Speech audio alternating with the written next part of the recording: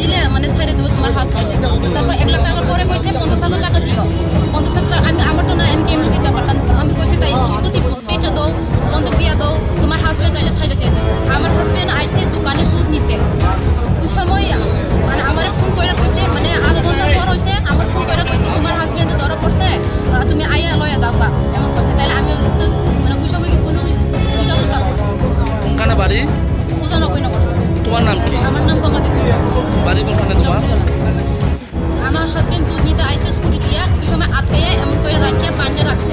তারপরে আমার ফোন করে আমরা ফোন করে কইছে তুমি আইতে। তো আবার আমি আইসে, ওই সময় আমার কইছে এমন এমন হয়েছে, গাছ পাইছে এমন কইছে। তো আমার হাজবেন্ড আমি তো একবারও দেখছি না, আমার কথা কইতে দিচ্ছি না। তারপরে কইছে তারা 1 লাখ টাকা তো তোমার হাজবেন্ড লয়ে যাও গা।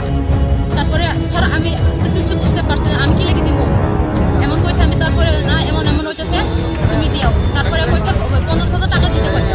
তারপরে 50,000 টাকা আমি কি লেগে দিতাম স্যার, তাই পুলিশে কেস দিয়ে তো আমি কইছি। তারপর কইছে পুলিশও দিও না, পুলিশে দিলে বেজালকে প্রবলেম হইব, এখানে টাকা দিয়া মানে তুমি সলভ করে লো, এমন কইছে স্যার।